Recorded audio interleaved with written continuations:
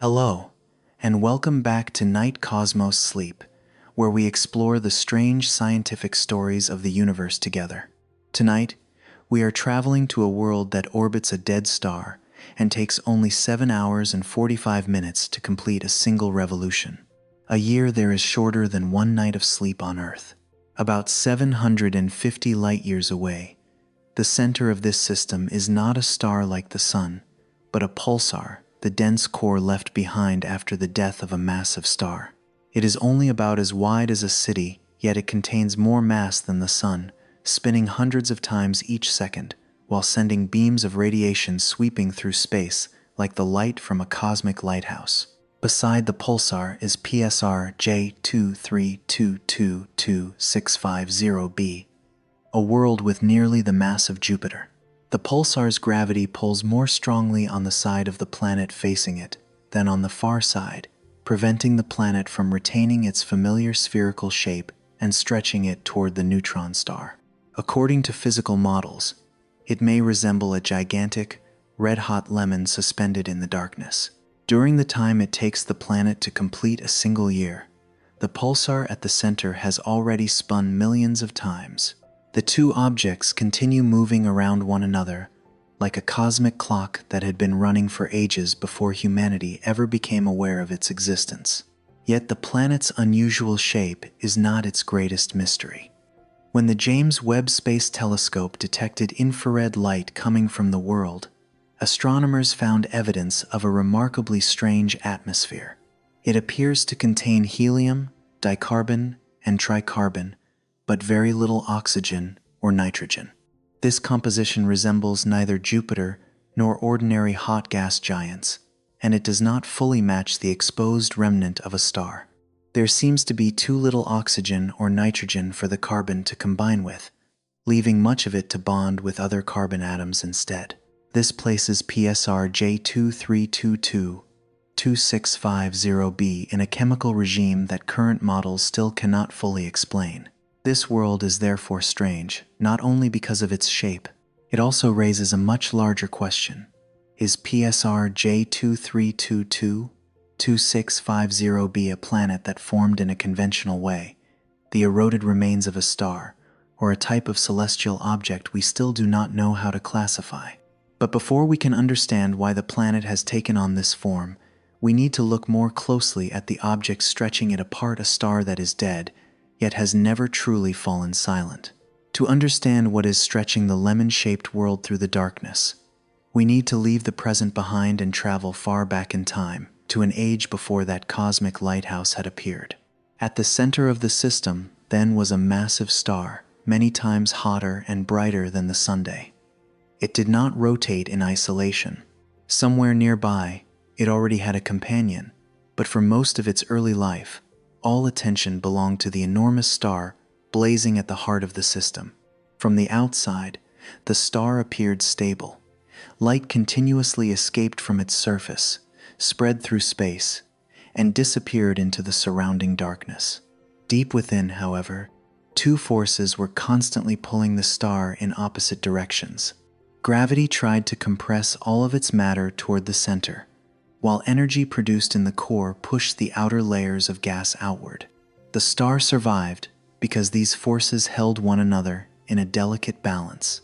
It was like a gigantic sphere suspended between collapse and expansion, with the two sides remaining nearly equal for millions of years.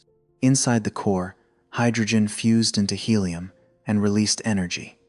Each reaction took place within a region far too small to be seen, yet countless reactions occurring at once kept the entire star shining. That energy required an immense amount of time to travel from the core to the surface before beginning its journey through space. While light continued to stream outward, the fuel deep inside was slowly being depleted. The change did not happen suddenly, but the star could not postpone it forever. As the hydrogen in the core diminished, the star was forced to turn to other sources of fuel. Helium formed heavier elements, and those elements then took part in the stages that followed. Multiple layers of matter developed inside the star, arranged around one another like the layers of an onion, with each layer burning at its own pace. As the star moved toward heavier elements, each stage lasted for a shorter time. Processes that had once continued for millions of years gradually contracted to thousands of years, then only a few years, and eventually perhaps just a matter of days. The star still shone, but within it, the old balance had begun to fracture. Eventually, the core became filled with elements that could no longer provide enough energy to resist gravity. Without a powerful outward pressure from within, the core suddenly lost its support. Gravity, which had been waiting throughout the star's entire life, began pulling everything toward the center. The collapse happened so quickly that even light could not fully reveal each moment. Matter plunged inward, density rose, and atoms were pressed together more tightly than under any ordinary condition. Electrons were forced into protons, forming neutrons. A region once larger than Earth contracted to only a few dozen kilometers across. More mass than the Sun was compressed into a volume roughly the size of a city. The star's outer layers also rushed inward. But when they struck the core, which had become extraordinarily dense and rigid, they rebounded outward. A supernova explosion erupted, hurling most of the star's material into space. For a brief time, the light from the explosion could outshine billions of surrounding stars. Elements once created in the core were scattered away, mixing with clouds of interstellar gas and perhaps becoming the raw material for future generations of planets. After the explosion, the light slowly faded. The clouds of gas continued to expand, becoming thinner with each passing year, while at the very center, only a small object remained. The old star was gone, but its core still existed in a completely different form. It had become a neutron star, a sphere no larger than a city, yet carrying more mass than the Sun. If we could approach it, we would not find a rocky surface or an atmosphere like those of familiar planets. Matter there is compressed so intensely that the ordinary structure of atoms can no longer remain intact. Even a very small amount of neutron star material could weigh more than an entire mountain. Yet density is not the only thing that makes this remnant so remarkable. It also rotates far more rapidly than the star that existed before it. Before the collapse, the massive star had already been spinning around its axis. When the core contracted, that rotation did not disappear. Instead, it was concentrated into an object thousands of times smaller. We can imagine an ice skater turning slowly with both arms extended. When the skater pulls those arms close to the body, the rotation immediately speeds up. In the case of a neutron star, it is not merely two arms being drawn inward, but the entire core of a giant star shrinking to the size of a city. The magnetic field was compressed along with the matter. Magnetic field lines that had once spread across the old star were now forced into a much smaller region, making the field enormously stronger.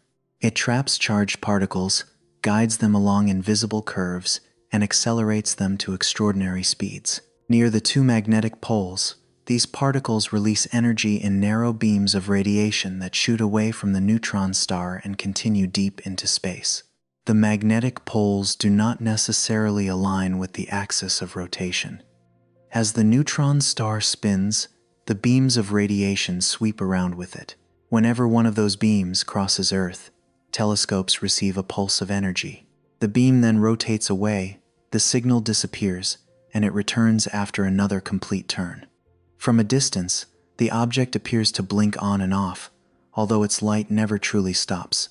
We see the beam only during the brief moment when it points in our direction. This is how a pulsar appears in the sky.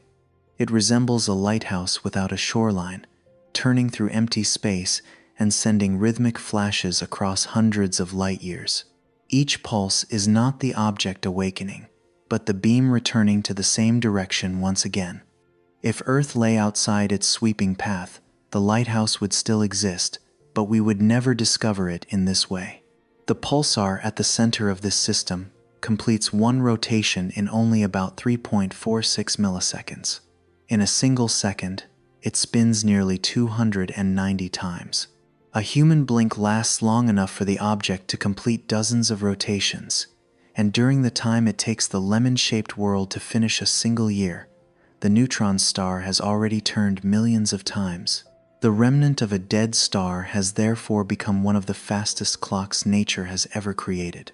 Yet that extraordinary speed may not come entirely from the original collapse. A neutron star gradually loses energy as it emits radiation and winds of particles. Over time, its rotation tends to slow. An old pulsar that still spins hundreds of times each second has usually passed through a special phase in which another object transferred additional rotational motion to it. The companion in this system may once have been far larger than it is today. When the two objects were close enough, the companion star's outer gas began to be pulled away by gravity. The material did not fall directly onto the neutron star, but instead swirled around it in a hot disk. Each ring of gas gradually moved inward, carrying angular momentum and transferring it to the central object. Every small amount of falling gas produced only a tiny change, but the process could continue for millions of years. These gentle pushes accumulated, causing the neutron star to spin faster and faster. An object that had slowed over a long period was accelerated once again, as though an old clock had been wound for a second time. Astronomers call this process pulsar recycling. If that story once unfolded in this system, then the lemon-shaped world we see today may have played a far more important role than its present appearance suggests. It may once have been a true star, massive enough to supply material to the neutron star. Gas flowed from the companion into a disk and then fell toward the central object, causing the lighthouse to spin faster over long stretches of time. But that relationship may eventually have changed.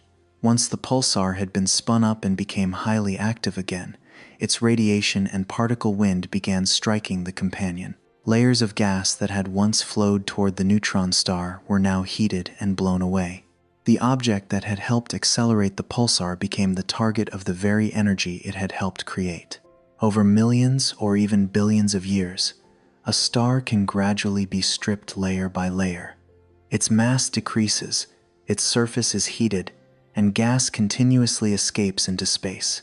In the end, an object that was once a star may be reduced to the mass of a large planet. Its original form disappears, leaving behind part of a core or a small remnant orbiting very close to the neutron star.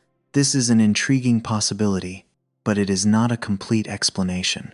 The helium and carbon-rich atmosphere of the present-day world still does not fully match what scientists would expect from a star stripped of its outer layers. If it was once a star, oxygen and nitrogen should not have nearly vanished as easily as the first observations seem to suggest. The exchange of matter may therefore explain why the pulsar spins so rapidly and why its companion became so small, while still leaving a missing piece in the story. Whatever its exact history may be, the star at the center is far from quiet. It no longer burns fuel the way the sun does, but it continues to release energy through its rotation and powerful magnetic field. Charged particles are driven outward at enormous speeds, forming a continuous pulsar wind that floods the surrounding space. A world orbiting nearby receives not only heat, but also high-energy radiation, intense streams of particles, and gravitational forces strong enough to alter its entire shape. The original star died in an explosion long ago, but that death did not leave behind silence. It left an object smaller than a city, spinning at a speed almost beyond imagination, and sending regular pulses through the darkness. Each signal that reaches Earth is like a beat from a distant clock, allowing astronomers to predict with great precision when the next pulse should arrive. If the pulsar were completely alone, those pulses would follow an almost perfectly constant schedule. But this clock is not standing still. At times, the signals arrive slightly earlier than expected, and later they arrive slightly behind. These tiny shifts repeat in a regular pattern, as though an invisible hand were pulling the lighthouse closer to Earth and then farther away again. It was the near-perfect regularity of this dead clock that allowed us to realize it was not alone. Another object was moving beside it, quietly tugging the pulsar back and forth through space. The first trace of that hidden world did not appear in an image, but in pulses arriving a tiny fraction of a moment too early or too late. The first trace of the lemon-shaped world did not appear in an image. There was no tiny point of light separated from the pulsar, and no planetary shadow passing in front of a star. What astronomers saw instead was a sequence of radio signals, so regular that each pulse seemed to know exactly when it was supposed to reach Earth.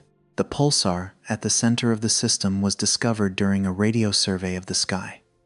Among the countless signals arriving from the Milky Way, the instruments detected a rhythm repeating at extraordinary speed. About every 3.46 milliseconds, another pulse appeared. The signals were faint, but their timing was stable enough to be separated from the background noise of space. Each pulse had traveled nearly 750 light-years before reaching the telescope. Along the way, it passed through the thin gas between the stars, crossed regions of magnetic fields, and entered the solar system while Earth itself was in motion. So before astronomers could determine whether the pulsar was truly keeping time, they first had to remove the effects of our own movement. Earth rotates on its axis and travels around the Sun, while the entire solar system moves through the Milky Way. At some points, the telescope is slightly closer to the pulsar, and at others, slightly farther away. Earth's orbit around the Sun alone changes the distance each signal must travel over the course of a year. Without correcting for this motion, a pulse could appear to arrive early or late simply because Earth's position had changed.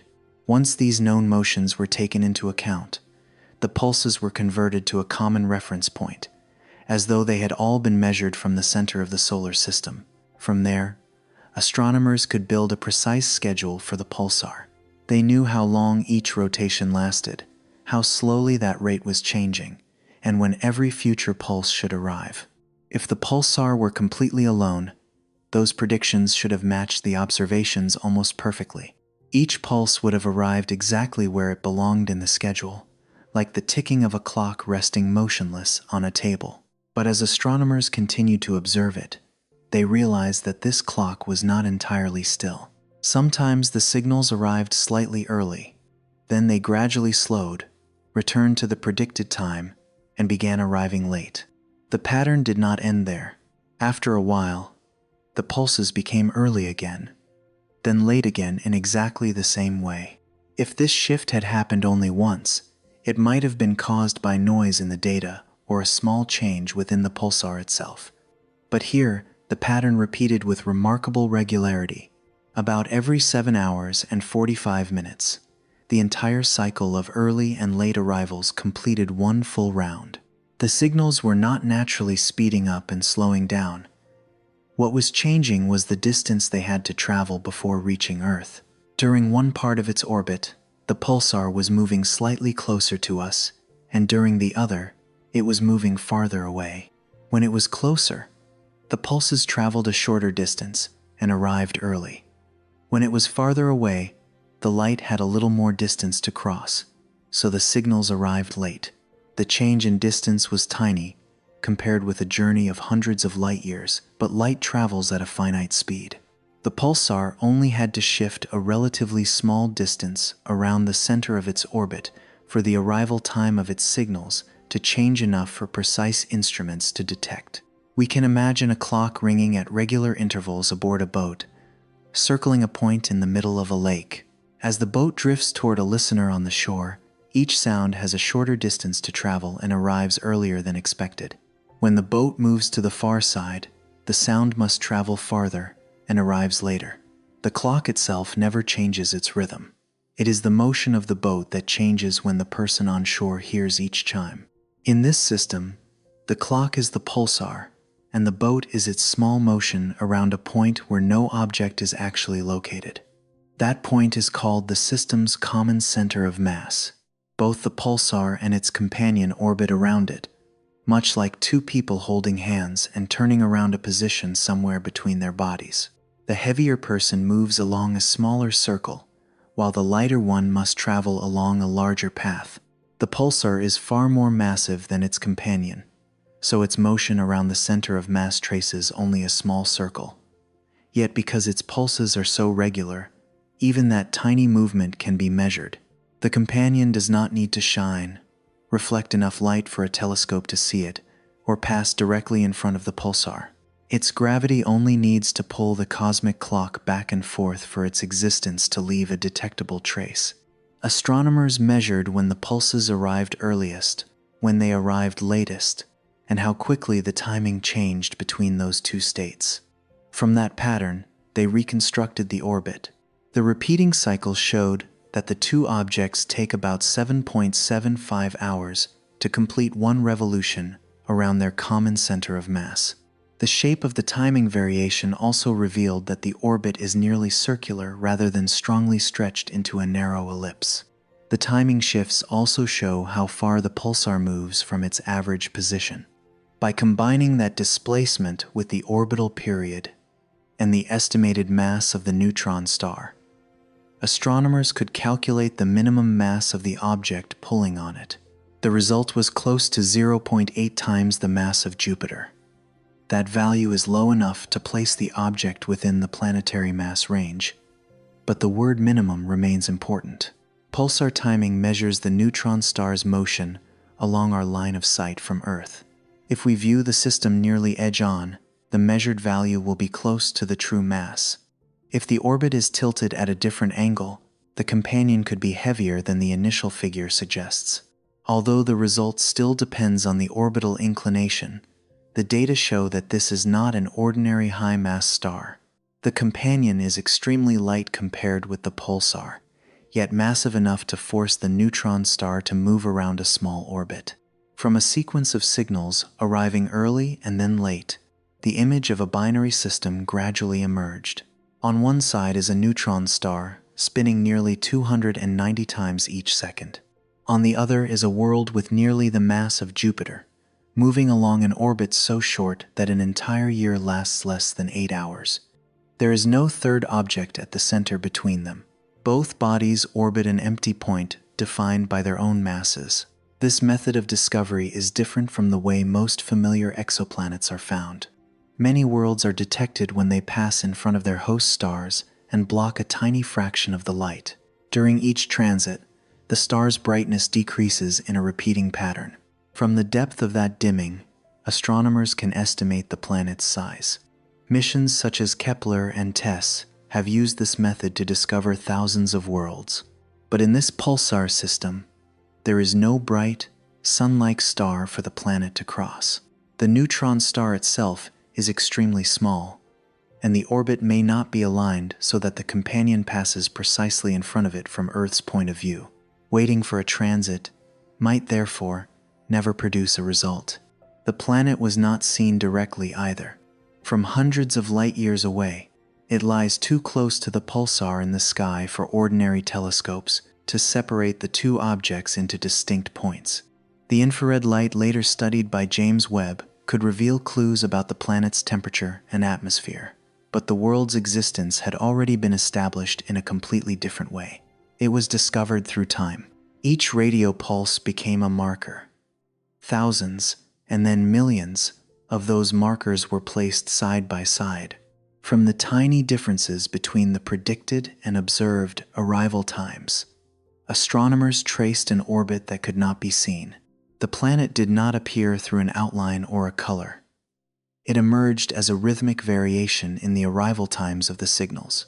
What makes this method so remarkable is its sensitivity to extremely small motions. Because the pulsar spins rapidly and steadily, every pulse becomes a precise point of reference. A shift far too small for a person to notice in everyday life can still accumulate into a clear pattern when measured repeatedly across many orbits. Astronomers did more than determine that an object was there. They also learned how long it takes to orbit the pulsar, how nearly circular its path is, and the approximate range of its minimum mass. All of this was inferred without ever seeing the planet's surface, atmosphere, or shadow. From there, the numbers began to form an astonishing picture. An orbital period of only 7.75 hours means the two objects are extremely close together. If the companion were as far from the pulsar as Earth is from the Sun, it would take many months or even years to complete one orbit. A period of less than 8 hours can exist only if this world is moving through a region of space very close to the neutron star. The distance between them is about 1.6 million kilometers. On Earth, that would still seem like an enormous distance. But within a planetary system, it is almost unimaginably small. It is only a few times greater than the distance from Earth to the Moon, and far smaller than the distance between Mercury and the Sunday. With every orbit, the planet races through space at tremendous speed. The pulsar also traces its own smaller path around the common center of mass. Both are bound by gravity, constantly falling toward one another, while also moving sideways, creating an orbital motion that continues without end. The nearly circular orbit means the distance between them changes very little over the course of each revolution. The planet does not spend a long period far away before suddenly plunging close to the pulsar. It remains in this extreme environment at all times, continuously exposed to intense gravity and forever moving beside a lighthouse spinning hundreds of times each second. That extraordinary closeness opens the way to another question. Gravity does more than hold the planet in orbit. It also pulls differently on different parts of the world. The side facing the pulsar is drawn more strongly than the far side, and when that difference becomes large enough, the planet can no longer preserve a spherical shape. Tiny variations in timing led humanity to an invisible planet. They revealed a world nearly as massive as Jupiter, completing a year in less than 8 hours, and orbiting so close to the pulsar that its entire structure must endure an uneven gravitational pull. The neutron star clock, therefore, does more than measure time. Its own motion revealed a world that no telescope could directly see when it was discovered. From pulses arriving early and then late, a planet gradually emerged within the numbers, circling an empty point together with the dead star at the center of the system. But that orbit tells us more than where the planet is. Its extreme proximity also shows that this world exists near the boundary beyond which a celestial body may no longer be able to preserve its own shape. When we think of a planet, we usually imagine a sphere suspended in the darkness. Earth, Jupiter, Saturn, and the distant worlds discovered by telescopes all have nearly round shapes. Some planets bulge slightly at the equator because they rotate quickly, but from far away, they still resemble spheres placed in space. That shape is not accidental. When a celestial body becomes large enough, its own gravity pulls matter inward from every direction toward the center. Regions that rise too high collapse under their own weight, while material flows into lower areas. Over time, these differences are gradually smoothed away. Rock, liquid, and gas all move toward a state in which the body's mass can remain as close to the center as possible. The final result is a sphere, or at least an object that is nearly round. Even Jupiter, although it has no clearly defined solid surface, maintains an almost spherical shape. Its layers of gas are pulled inward by gravity, while pressure from deeper inside resists further contraction. These two tendencies balance one another, allowing the planet to remain stable for billions of years. But the world orbiting the pulsar does not exist in such a quiet environment. It lies so close to the neutron star that the central object's gravity does more than keep the planet in orbit. It also pulls on different parts of the planet with different strengths. The side of the planet closest to the pulsar experiences the strongest attraction. The planet's center lies slightly farther away and is pulled a little less strongly. The far side is more distant still, so the gravitational pull there is weaker by another small amount. If we consider the planet as a single object, these differences may seem minor, but they act continuously through every second, every orbit, and across a period that may extend for millions of years. It is this difference between the gravitational pull on the near side and the far side that creates tidal forces. On Earth, we know tidal forces through the rise and fall of the oceans. The moon pulls more strongly on the water nearest to it than on the center of Earth, while the water on the far side is pulled less strongly. This difference creates two slight bulges in the oceans on opposite sides of the planet. As Earth rotates through these bulges, sea levels along the coastlines change. Earth's tides, however, move only a relatively thin layer of water.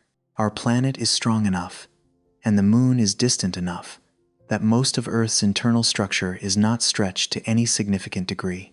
On the lemon-shaped world, everything is different. The pulsar contains more mass than the Sun, yet it is compressed into a region only about the size of a city.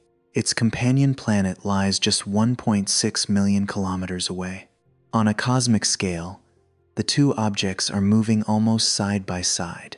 As a result, the tidal force does not act only on an ocean or a thin layer of gas.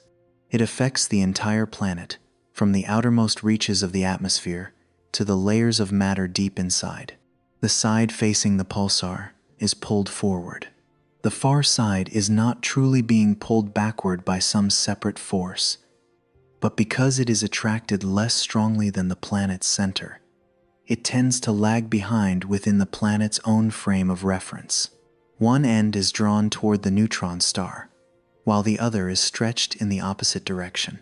As these two sides bulge outward, matter in the regions perpendicular to the line connecting the planet and the pulsar is compressed closer to the center. The planet can no longer remain spherical. It becomes longer in one direction and narrower in the others. If we could stand far enough away to see the entire world, it might resemble a stretched football or a thick drop of matter with both ends slightly extended. In visual illustrations, this form is often described as a gigantic lemon pointing one end toward the neutron star lighthouse. It is important to remember that the planet does not have two perfectly pointed ends like a real lemon. The comparison simply helps us imagine an object that has been noticeably elongated by tidal forces. In reality, the planet's outline may be smoother, especially if much of its structure consists of gas and extremely hot material. We have also never captured a clear image showing this shape. At a distance of nearly 750 light-years, the planet appears far too small in the sky. Even James Webb cannot resolve it into a distinct disk with a visible outline that would allow us to see its elongated ends. Its shape is inferred from what astronomers already know about the system. They know the minimum mass of the companion. They know how long the planet takes to complete one orbit. They can estimate the distance between it and the pulsar. From these measurements, physical models calculate the difference in gravitational force acting on various parts of the planet. When the mass, distance, and orbital speed are combined within the same model, the results show that a nearly spherical world would struggle to preserve its natural shape. Tidal forces must stretch it along the direction toward the central object. This also reveals that the planet exists in a very unusual region. Around each object moving within a binary system is an area where its own gravity remains dominant. We can imagine this region as an invisible shell surrounding the planet. Inside that shell, gas and matter can still be held by the planet's gravity. But if material moves too far away, the pulsar's gravity and the orbital motion of the system may pull it away from the world.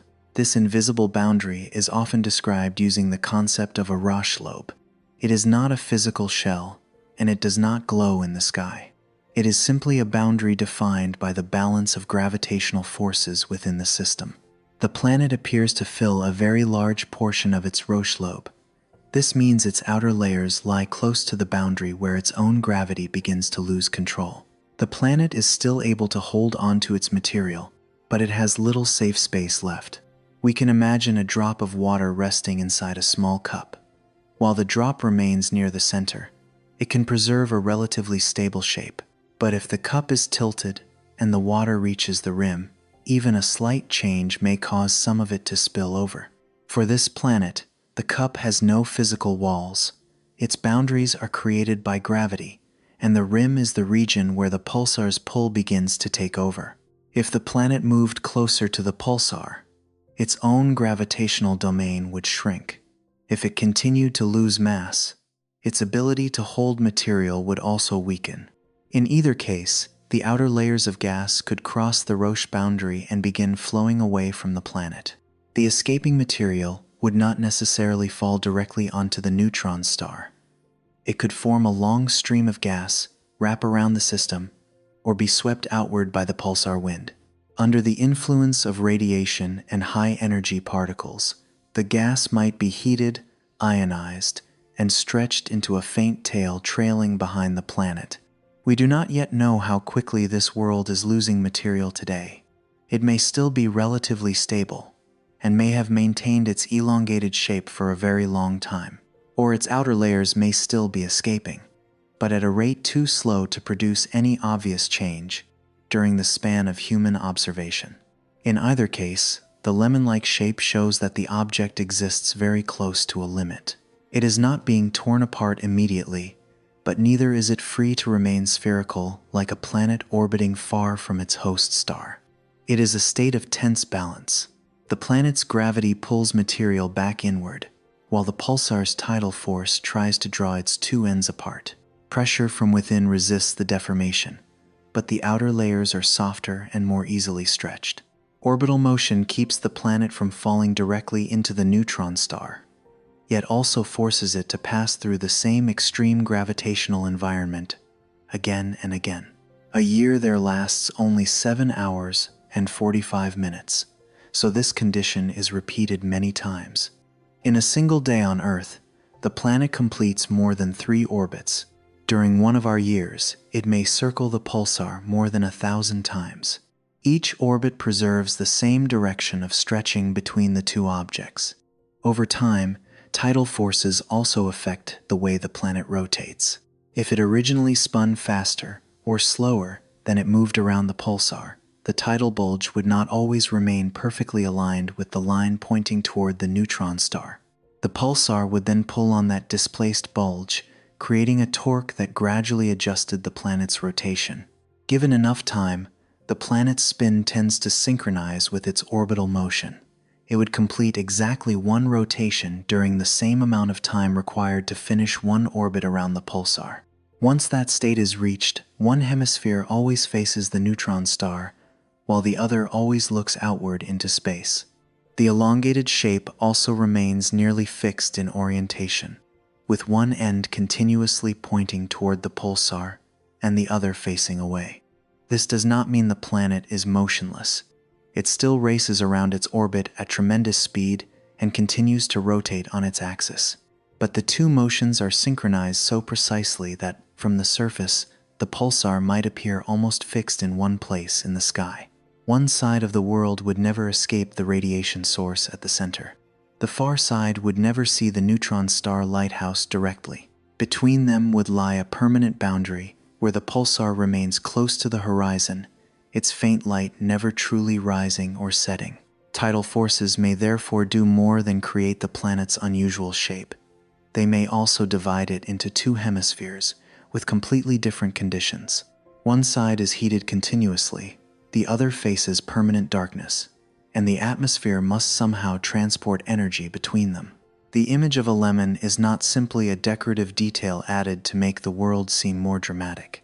It is a direct consequence of the planet's extreme proximity, the pulsar's enormous mass, and the difference in gravitational force acting across every layer of material. Every curve in an illustration of the planet comes from the same cause. The near side is pulled more strongly. The far side is pulled less. Both ends bulge outward, while the regions along the sides are compressed. The entire planet becomes a material record of tidal force. If this world orbited farther from the pulsar, gravity would act more evenly across it, and the planet could return to a shape closer to a sphere. If it moved closer, the deformation would become stronger, and its outer layers might begin spilling across the Roche boundary. Its current position places it between those two possibilities, close enough to be stretched, yet still held together strongly enough to avoid complete disruption. In the darkness of the system, the planet continues moving with one end turned toward the white lighthouse. Its outer layers remain stretched. Matter near the gravitational boundary stays caught between 2 possibilities, falling back toward the planet, or drifting outward into the environment surrounding the pulsar. Its unusual shape reveals a world existing near the boundary between stability and disintegration. It remains a distinct object, continues completing orbit after orbit, and still retains most of its mass. Yet the neutron star's gravity has left its mark across the entire structure, transforming a planet that would naturally tend toward a sphere into a world stretched through the darkness. That shape remains almost unchanged as the planet moves, because after an immense span of time, one side may have become permanently locked toward the pulsar. If we could hover above the lemon-shaped world and watch it through an entire orbit, we would see the planet racing rapidly around the pulsar. In less than 8 hours, it would complete one full revolution and begin a new year. Yet in the planet's sky, the neutron star lighthouse might appear almost completely motionless. This happens because the planet's rotation may have become synchronized with its orbital motion. It takes about 7 hours and 45 minutes to turn once on its axis, exactly the same amount of time needed to complete one orbit around the pulsar. The two motions remain in step, causing one hemisphere to face the central object at all times, while the opposite side continuously looks out into the darkness of space. This is a state of tidal locking, a natural result when two objects remain close together for a long enough time. The pulsar's gravity does more than stretch the planet into an elongated shape. It also affects the planet's rate of rotation. If the planet once spun faster than it moved through its orbit, the tidal bulge would have been displaced from the direction pointing straight toward the pulsar. The neutron star's gravity would pull on that offset bulge, gradually slowing the planet's rotation. If the planet rotated too slowly, the same pull would act in the opposite direction. Over time, the two motions approach the same rhythm. Once equilibrium is reached, the planet's elongated axis remains aligned with the pulsar. One end continually points toward the neutron star, while the other always faces away. The side turned toward the pulsar is often called the day side, although the word day does not mean quite the same thing here as it does on Earth. The pulsar is not a small sun shining warm light onto the planet. It is the dead core of a star, releasing high-energy radiation, winds of particles, and narrow beams that sweep rapidly through space. If we could stand within the atmosphere of this world, we might not see a large golden disk glowing overhead. The neutron star is only a few dozen kilometers across, so even from such a close distance, its apparent size would remain far smaller than the Sun appears from Earth. But its small size does not make it weak. Energy from the pulsar's rotation and magnetic field continuously pours into the surrounding space. Charged particles stream outward at tremendous speeds. High-energy radiation penetrates the upper layers of the atmosphere. Regions facing the pulsar directly are heated within an environment, more like an invisible storm than the sunlight of an ordinary afternoon. In the hottest areas, temperatures may rise above 2,000 degrees Celsius. That is hot enough for many familiar kinds of rock on Earth to melt or vaporize. If the planet contains layers of mineral-rich material at suitable altitudes, they would struggle to remain stable in solid form. Everything exists within a world of hot gas, vaporized matter, and continuously moving streams of energy. But temperatures are not uniform across the entire hemisphere facing the pulsar. The region receiving the most direct energy lies near the center of the day side, where the neutron star lighthouse would stand highest in the sky. Closer to the boundary between light and darkness, the pulsar would appear lower toward the horizon, and the amount of energy entering the atmosphere would gradually decrease. Without an atmosphere, heat would be concentrated strongly in the region directly facing the pulsar, while the dark side could cool dramatically. But the atmosphere here does not remain still. Heated layers of gas expand, rise, and begin flowing toward regions of lower pressure. A parcel of helium and carbon-rich gas on the day side absorbs energy and becomes hotter than its surroundings. It expands, grows less dense, and rises into the upper atmosphere. From there, it begins drifting toward the boundary between day and night, carrying with it some of the heat it has absorbed. That boundary is unlike twilight on Earth. On our planet, the dividing line between day and night moves continuously because Earth rotates. A city can pass from morning into noon, then through sunset and into darkness. But on a tidally locked world, that boundary remains almost fixed. One side of the planet never sees the pulsar leave the sky. The other never witnesses it rise. Between the two hemispheres lies an endless twilight zone, where the neutron star lighthouse always remains close to the horizon. The heated gas passes through this twilight region and continues onto the night side. No longer receiving radiation directly from the pulsar, it begins releasing heat into space. Its temperature falls, the gas becomes denser, and it may sink into lower layers before returning toward the day side as part of a vast atmospheric circulation. This movement helps explain why the night side is not cold. Even without facing the pulsar directly, the coolest regions may still reach around 650 degrees Celsius. On Earth, such temperatures are high enough for many metals to begin losing their strength, and for nearly every familiar habitat to become impossible. Here, that is the cooler side of the planet. The difference between more than 2,000 degrees on the day side and several hundred degrees on the night side creates a powerful force driving the atmosphere.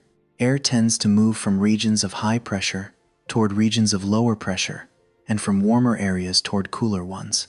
But the planet rotates extremely quickly, so the gas cannot simply travel in a straight path from day to night.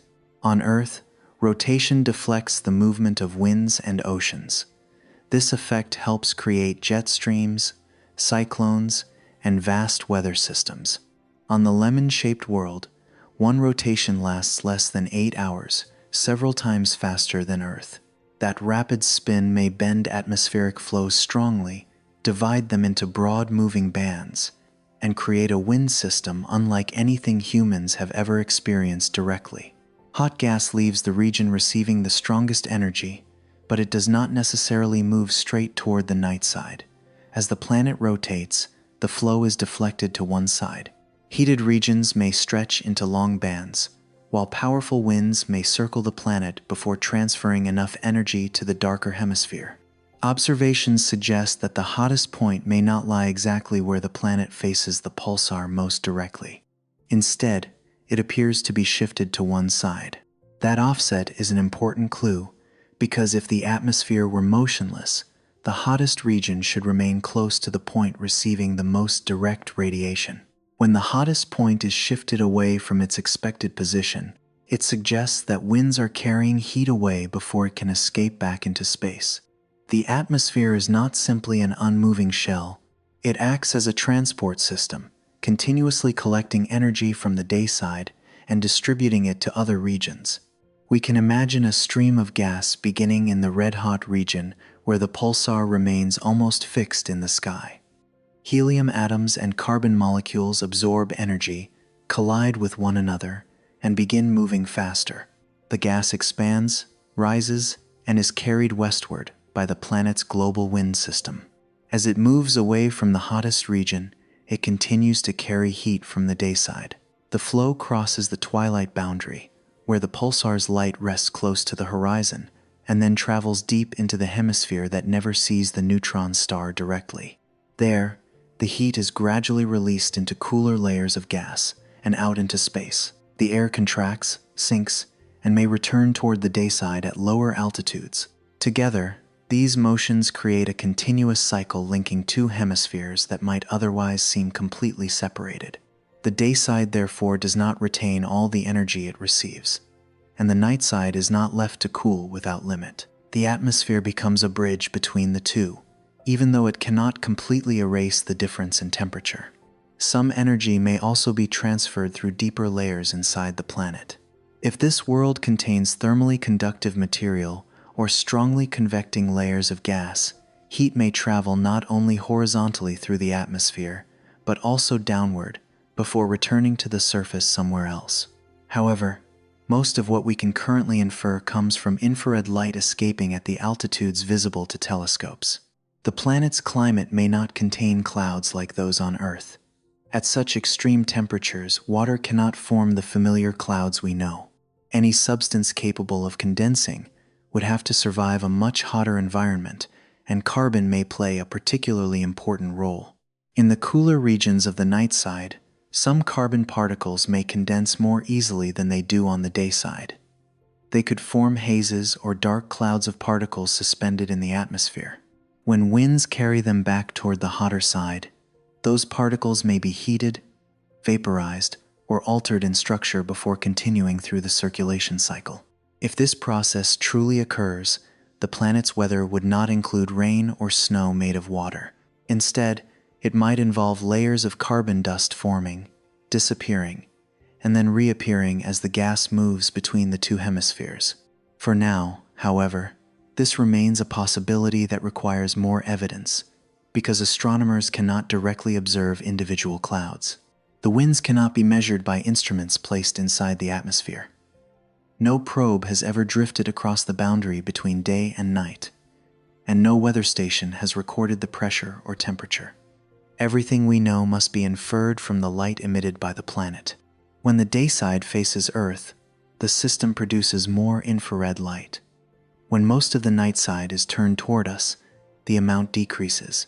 This variation can be tracked throughout an entire orbit, allowing astronomers to build a simple picture of how heat is distributed across the planet. If the day side were extremely hot, while the night side remained almost completely cold, the brightness would rise and fall dramatically. If the atmosphere transports heat efficiently, the difference would be smaller. The point in the orbit when the planet appears brightest also reveals where the hottest region lies relative to the direction facing the pulsar. From these tiny variations, the climate of an entire world gradually begins to emerge. One hemisphere is heated continuously. The other remains in darkness but still reaches temperatures of hundreds of degrees.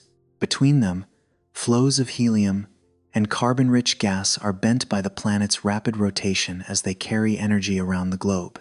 There is no new day beginning with sunrise, and no night arriving after sunset. Day and night are not periods of time here. They are two permanent places. An imaginary observer, standing at the center of the dayside, would always see the pulsar in nearly the same position in the sky. Moving toward the boundary, the lighthouse would appear lower and lower, but it would never truly set. Continuing into the night side, it would disappear beneath the horizon and never rise again. Meanwhile, the years would continue to pass. In less than 8 hours, the planet completes one orbit around the pulsar. But for a fixed location on the surface, the end of a year would bring no obvious change to the sky. There would be no new season, no change in the angle of illumination, and no days growing longer or shorter. A year begins and ends within a single evening on Earth, yet this world keeps the same two faces. One side glows under a storm of radiation, while the other remains dark, but never truly cold, and the atmosphere moves continuously between them like an invisible river. The extremely short orbit determines more than the length of a year. It keeps the planet close to the pulsar, produces powerful tidal forces, locks its rotation, and divides its climate into two permanent regions. Energy from the neutron star not only heats the planet, but also drives the winds that transport warmth across the entire world. The planet is therefore distorted not only in shape, its entire climate is also created by its extreme proximity to the dead lighthouse at the center of the system. From its lemon-like form to its glowing dayside, from its still-burning nightside to the carbon-rich gases flowing through the twilight region, every feature is connected to the same gravitational history. Astronomers cannot fly through those winds or place an instrument along the eternal boundary between day and night. But the light escaping from the planet has passed through its heated atmosphere, carrying with it traces of temperature, motion, and every molecule it encountered along the way. No instrument is flying through the intensely hot atmosphere of the lemon-shaped world. No observatory stands along the boundary between its two hemispheres, where one side always faces the pulsar, while the other remains forever immersed in darkness. At a distance of nearly 750 light-years, the planet lies beyond the reach of every spacecraft humanity has ever built. Even so, each moment on that distant world leaves a trace and sends it into space in the form of infrared light. Photons escape from the heated layers of gas, carrying a tiny fraction of the energy from the places where they were produced. Some leave immediately, while others are absorbed by a molecule, held for a brief moment, and then emitted again at a different wavelength. Before escaping the atmosphere, the light passes through many layers of gas with different temperatures and pressures. Each interaction alters it slightly, like a traveler passing through many rooms and carrying traces of each one on their clothing. Once they leave the planet, those photons begin a journey longer than the entire history of many civilizations on Earth. They travel through interstellar space for nearly 7.5 centuries, while the world behind them continues racing around the pulsar. A year there lasts less than 8 hours, so by the time the light reaches the solar system, the planet has completed a number of orbits almost impossible to grasp through ordinary intuition. About 1.5 million kilometers from Earth, the James Webb Space Telescope moves around the Sunday. Its 18 gold-coated mirror segments are pointed toward the region of sky containing the distant pulsar system. A tiny fraction of the planet's light reaches the mirror, where it is gathered and directed into instruments capable of detecting wavelengths invisible to the human eye. Webb does not capture an image of a glowing red sphere clearly outlined against the black sky. The distance is too great, and the entire world occupies an unimaginably small angle. From the telescope's perspective, the pulsar and its companion nearly overlap at the same point. There is no visible planetary edge, no clearly defined lemon shape, and no way to distinguish individual clouds moving through the atmosphere. The images commonly used to illustrate this world are reconstructions based on the data. They offer a visual way to imagine its tidal forces, temperature, and atmosphere, but they are not direct photographs. What Webb actually measures is only a faint stream of light that changes very gradually over time. For most exoplanets, light from the host star is the greatest obstacle. A small planet is often thousands or millions of times dimmer than the star beside it. Its signal is easily overwhelmed, much like the glow of a firefly disappearing when it flies close to a bright lamp. This pulsar system creates a very different situation. The neutron star releases enormous amounts of energy at radio wavelengths, in X-rays, and across other high-energy regions of the spectrum, but it is relatively faint in the near-infrared range Webb uses for these observations. The hot companion, by contrast, emits a significant portion of its energy in that very range. Because of this contrast, the planet's heat is not completely drowned out by the brilliance of a sun-like star. The telescope observed continuously for more than 9 hours, long enough to follow one complete orbit of about 7 hours and 45 minutes and continue into the beginning of the next. During that time, Webb's view of the planet changed continuously. At some moments, most of the hot side faced the telescope. A few hours later, the twilight region moved across the visible hemisphere, and then the dark side gradually occupied most of the area turned toward Earth. As more of the hot side came into view, the amount of infrared radiation increased. The higher temperature layers of gas emitted more energy, causing the combined point of light from the system to brighten slightly. When the dark hemisphere turned toward Webb, the signal decreased. The difference was very small, but it was not random. It rose, reached a maximum, and then declined in step with the planet's orbital motion.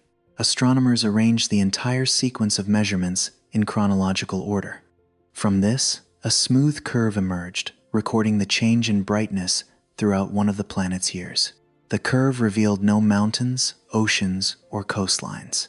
It represented only the amount of heat received by the telescope at each moment, yet hidden within that simple shape was a rough map of the two hemispheres. If the day side retained nearly all the energy it received from the pulsar, while the night side received very little heat, the curve would rise to a high peak and then fall deeply. If the atmosphere transported a large portion of that energy to the dark side, the difference between maximum and minimum brightness would be smaller. The observed variation allows scientists to estimate how different the two hemispheres are and how efficiently the atmosphere redistributes heat. The moment when the system reaches its maximum brightness is just as important as the brightness itself. If the hottest region lay exactly at the point facing the pulsar, the peak of the curve should occur at a predictable time. In the data, However, the hottest region appears to be shifted to one side. That offset suggests the gas does not remain still where it receives energy, but carries heat around the planet. No one has seen a specific current of wind. No image has captured clouds of gas crossing the boundary between day and night. Evidence of that motion appears only indirectly through the location of the hot spot. The atmosphere has shifted the heat away from where it would otherwise be concentrated, much as wind draws a plume of smoke away from a flame. The brightness curve reveals only how heat is distributed. Determining the composition of the atmosphere requires a different way of reading the light. Webb uses NIRSpec to separate the infrared radiation into many individual wavelengths, creating a spectrum. Visible light passing through a prism can spread into a band of colors. Infrared light can be divided in a similar way, even though the human eye cannot see those colors. Across the spectrum, the intensity is not uniform. Some regions are brighter, while others become weaker, forming tiny peaks and dips. Each atom or molecule interacts strongly with only certain energy levels. As light travels through the atmosphere, carbon, helium, and other substances do not absorb it in the same way. Each one leaves a characteristic pattern in the spectrum, like an invisible fingerprint. Scientists do not simply look at a dip in the spectrum and assign a molecule's name to it. They construct many atmospheric models with different compositions, temperatures, and pressures, then calculate the kind of spectrum each model would produce. The simulations are compared with the actual data. Models that do not fit are gradually ruled out, while those that reproduce the observed features most successfully are retained for deeper analysis. Temperature also changes the shape of the spectrum. Hot gas may emit more light within one range of wavelengths, while cooler layers leave different absorption signatures. Some wavelengths escape from high in the atmosphere, while others carry information from deeper and hotter regions. By observing across a broad range of wavelengths, astronomers can piece together a relatively simple picture of how temperature changes with altitude. Clouds or layers of hazy particles may also obscure the regions below. If carbon particles exist on the night side, light from deeper layers could be blocked before it escapes. In that case, the spectrum would reveal not only gaseous molecules, but also traces of material suspended within the atmosphere. Because Webb observed the planet for longer than one complete orbit, it was able to record more than a single combined spectrum. Light from the day side, the edge regions, and the night side was collected at different times. When these measurements were compared, differences between the two hemispheres began to emerge. A molecule might leave a strong signature when the day side faces the telescope, yet appear weaker when the dark side comes into view. That difference could result from temperature, chemical processes, or obscuring clouds. A component whose signal remains nearly constant may be more evenly mixed throughout the atmosphere. The movement of the gas can also affect wavelength. When a region of the atmosphere moves toward the observer, its signal shifts very slightly. When it moves away, the shift occurs in the opposite direction. The effect is similar to the way a car horn changes as the vehicle approaches and then recedes, although here the variation is so subtle that only extremely sensitive instruments can detect it. The planet itself is orbiting the pulsar at tremendous speed. Its atmosphere has motions of its own, while different parts of the world are simultaneously moving toward or away from the telescope. Separating these individual contributions is extremely difficult. Yet when the direction of the spectral shifts is considered alongside the location of the hot spot and the brightness curve, models can suggest the direction in which the atmosphere is most likely carrying heat. The resulting picture is not as sharp as a photograph, but it is still enough to imagine an atmosphere in constant motion. The side facing the pulsar receives more energy, causing heated layers of gas to rise and drift sideways, carrying warmth toward the darker hemisphere. The night side emits less light, but remains hot enough for Webb to detect clearly. The temperature difference between the two sides shows that atmospheric flows transport some of the energy, although not enough to erase the contrast completely. Every inference begins with an extraordinarily small number of photons. Most of the light emitted by the planet will never pass anywhere near the solar system. It spreads in every direction and continues drifting through space. Only a tiny fraction happens to travel along the path, leading to Webb's mirror. A single photon cannot tell the entire story. Only when large amounts of light are gathered, arranged in time, and separated by wavelength, do the patterns begin to appear. The rise and fall in brightness show that the two hemispheres have different temperatures. The position of the brightness peak reveals the displacement of the hottest region. Small dips in the spectrum suggest which molecules absorbed energy along the way. Webb does not directly see the glowing day side, nor does it observe a stream of carbon-rich gas crossing the twilight region. The telescope measures only the intensity and wavelength of the light. The entire picture of weather, temperature, and atmospheric motion is reconstructed afterward by comparing the data with the laws of physics. The distinction between observation and inference must remain clear. The lemon-like shape comes from models of tidal forces. The temperature map comes from changes in brightness throughout the orbit. The likely wind direction is suggested by the location of the hot region and variations in the spectrum. Every part of the picture is grounded in data, but none of it is a close-up photograph of that distant world. After more than 9 hours, the planet had completed an entire year before James Webb. Light from the day side rose and then faded. The night side passed through view, and a new orbit began. When the observing sequence ended, the telescope did not return an image of a world with a clearly defined outline. Instead, it produced tables of numbers recording time, intensity, and wavelength. From those numbers, the climate of a planet never directly seen began to emerge. One side is constantly heated by the pulsar, while the other remains in darkness yet still burns with intense heat. Between them, the atmosphere continuously carries energy from one hemisphere to the other. Light had served as a messenger. It left layers of gas filled with mysteries, crossed nearly 750 light-years, and finally touched Webb's golden mirror. Within the smallest changes in the spectrum, the distant world began to tell its own story of temperature, motion, and composition. But as its chemical fingerprints became clearer, they resembled neither Jupiter nor the hot gas giants commonly found around other stars. Nor did they match the core of any star that current models can fully explain. When James Webb separated the light from the lemon-shaped world into a spectrum, astronomers did not see a sky, a layer of clouds, or any clearly defined feature of the planet.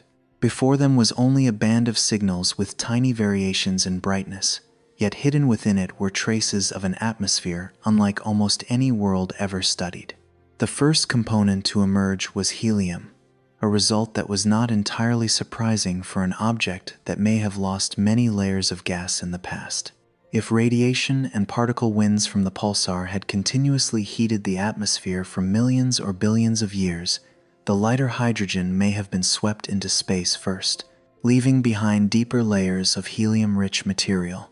The story might have remained relatively easy to understand if the spectrum had ended there.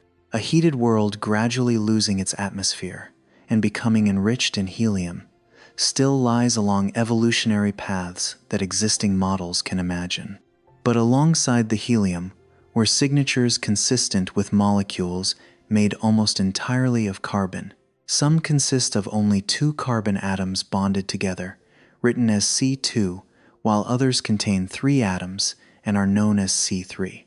They are completely different from the carbon dioxide in Earth's atmosphere. Carbon dioxide contains 1 carbon atom combined with 2 oxygen atoms, while C2 and C3 contain no oxygen, hydrogen, or nitrogen. In these molecules, carbon bonds directly with carbon itself. We can imagine this atmosphere as a layer of hot gas where helium and carbon move continuously within powerful winds. At temperatures of thousands of degrees, atoms collide without pause, bonds form, and then break apart again. On an ordinary planet, carbon usually finds other elements to combine with. When enough oxygen is present, it can form carbon monoxide or carbon dioxide. In a hydrogen-rich atmosphere, it may appear as methane or many other complex compounds. But on the world orbiting this pulsar, oxygen and nitrogen seem unusually scarce, while hydrogen does not dominate as it does in giant gas planets. Deprived of its familiar partners, carbon encounters more carbon, forming C2 and C3 in quantities large enough for their signatures to survive in light that traveled for nearly 750 years before reaching James Webb. No one has seen these individual molecules drifting through the atmosphere. Webb records only wavelengths that are slightly weaker than the surrounding signal, as though a tiny portion of the light had been removed before leaving the planet. Scientists then compare the observations with many different models, changing the temperature, pressure, and composition of the gas to determine which structures produce spectra most similar to the data. As C2 and C3 repeatedly helped the models reproduce the unusual absorption features more accurately, the picture of a carbon-rich atmosphere gradually became clearer. A spectrum is not a perfect inventory of every element. Some substances leave strong signatures, while others remain almost hidden, and clouds or hazy particles may block light from deeper layers. Future observations could still reveal more oxygen or revise the current estimates of the atmospheric proportions, but the central anomaly remains difficult to ignore. Carbon appears abundant, while oxygen and nitrogen are far less common than familiar models would predict. If the planet were simply richer in carbon than Jupiter or Earth, the mystery might not run so deep. Planetary systems form from disks of gas and dust that are not all identical, so differences in their original elemental ratios can create many kinds of atmospheres. The extreme shortage of oxygen and nitrogen, however, is difficult to explain only by where the planet formed. Carbon and oxygen are often produced during closely connected stages inside stars. If the companion was once part of a star stripped of its outer layers, finding abundant carbon with almost no oxygen becomes a paradox. If it formed as a planet within a disk of material, oxygen would also be difficult to remove so completely from the original mixture. Nitrogen appears even fainter, making the spectrum resemble a page on which helium and carbon remain clearly written, while the lines that should belong to other elements have somehow been erased. A carbon-rich atmosphere could look very different from the familiar clouds of Earth. In cooler regions, especially on the night side or in the higher layers of gas, some carbon may condense into tiny particles and form dark hazes. The closest familiar image might be soot, although the particles on this planet would be created under extreme heat and pressure and exposed to radiation, unlike anything found in smoke from an ordinary flame. Winds could carry carbon particles from the night side toward the hotter hemisphere, where they would absorb more energy and then vaporize or return to a gaseous state. As the flow moves back toward the dark side and temperatures fall, condensation could begin again. If such a cycle truly exists, the planet's weather would contain no water clouds, rain, or snow. Instead, layers of carbon might form, disappear, and reappear as the atmosphere moves between the two hemispheres. James Webb has not directly photographed these clouds. The possibility of carbon haze is inferred only from the atmospheric composition, the temperature, and the way carbon may condense in cooler regions. No human eye has ever seen the planet's sky, but it is unlikely to resemble Earth's familiar blue, created when nitrogen and oxygen scatter sunlight. The pulsar does not cast a steady golden glow, and carbon particles could make the atmosphere darker and more opaque. Every imagined color remains a simulation based on the data. Yet these models suggest that the planet is not a distant version of Jupiter, but a chemical environment with almost no known equivalent. Deep below the layers of gas that Webb can probe, pressure rises until carbon no longer behaves like the free molecules found above. The atoms are forced closer together and may arrange themselves into crystalline structures. Under the right conditions, carbon can form a lattice-like diamond. The image of diamonds forming and falling into the planet's deeper interior is easy to find compelling, but present data do not prove that such rain actually occurs. Webb studies only the light escaping from the outer atmosphere. It cannot see into the interior and watch crystals being created. The possibility of diamond formation comes from the physics of matter under high pressure, not from a scene directly observed by the telescope. Even though it remains unconfirmed, crystallization may be important for another reason. Some models suggest that as material deep inside the planet gradually cools, carbon and oxygen may separate. Carbon could become concentrated in a lighter form of matter and rise, while oxygen remains trapped in deeper layers. Over immense spans of time, the carbon-rich material might enter the helium layer above, making the atmosphere increasingly different from the interior. This mechanism offers a plausible way to transport carbon toward the surface without assuming that the entire planet formed from an extremely unusual mixture in the beginning. Yet even this explanation does not fully reveal why oxygen would be depleted to the degree suggested by the data. Nitrogen is even harder to include in the same process, because it would not necessarily crystallize or sink in the same way as oxygen. Radiation from the pulsar may also have helped alter the composition over a very long time. Streams of high-energy particles continuously strike the atmosphere, heating its outer layers and helping material escape into space. Lighter molecules, or those located higher in the atmosphere, may have been swept away first, gradually stripping the world of its original envelope. But nature rarely removes nearly all of one element, while preserving large amounts of another through a simple process. Oxygen and nitrogen can exist in many different chemical forms, while the rate of atmospheric escape depends on temperature, molecular mass, atmospheric structure, and the strength of the pulsar wind. Ordinary erosion alone is not enough to explain why carbon remains so prominent, while other familiar elements have nearly vanished from the layers of gas web can observe. Perhaps the history of this world was not shaped by a single event. It may once have been a much larger object, transferring material to the neutron star and gradually spinning the pulsar faster. When the cosmic lighthouse became active again, its radiation began stripping away the companion's outer layers. Its mass declined, deeper material was slowly exposed, and crystallization within the interior continued carrying carbon upward. Over millions or billions of years, a star may have been reduced to nearly planetary mass, while its once complex atmosphere was transformed until only a few dominant components remained. That story may explain each part individually, yet gaps still appear when the pieces are brought together. Mass transfer helps explain why the pulsar spins so rapidly. Powerful radiation could have caused the companion to lose mass over time. Crystallization deep inside may have enriched the atmosphere with carbon, but no existing model can reproduce the object's mass, orbit, shape, and extreme depletion of oxygen and nitrogen all at once. Each explanation opens one part of the door, then stops before reaching the rest. It is also possible that oxygen and nitrogen have not truly disappeared, but are hidden in places Webb cannot easily see. Oxygen may lie in deeper atmospheric layers, concealed beneath carbon clouds, or bound within molecules whose signatures overlap with stronger absorption features. Future observations at new wavelengths and higher resolution may reveal carbon monoxide, making the carbon-to-oxygen ratio appear less extreme.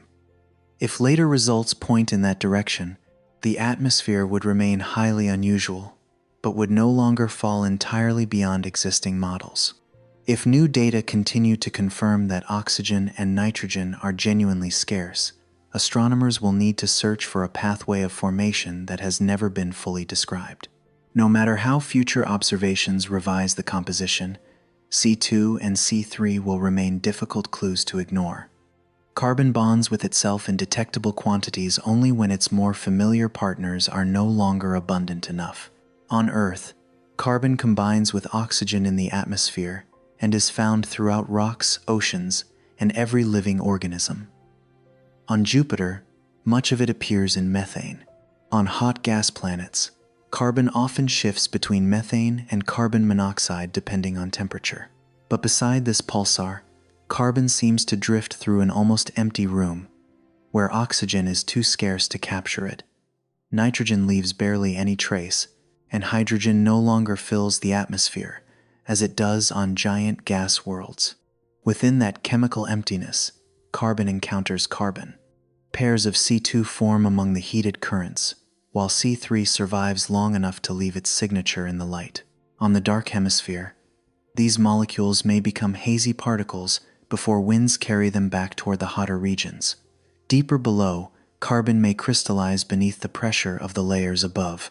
The entire atmosphere seems to preserve a history of loss, not only of mass, but also of the elements that should have existed beside carbon. The greatest mystery is no longer simply where the carbon came from. It may have been created within the former star, carried upward from the interior, or left behind after prolonged erosion. The more difficult question is where the oxygen and nitrogen went, or why they never appeared in familiar proportions within the layers Webb is observing. The telescope's discovery has made the atmosphere clearer, while making the origin of the world more uncertain.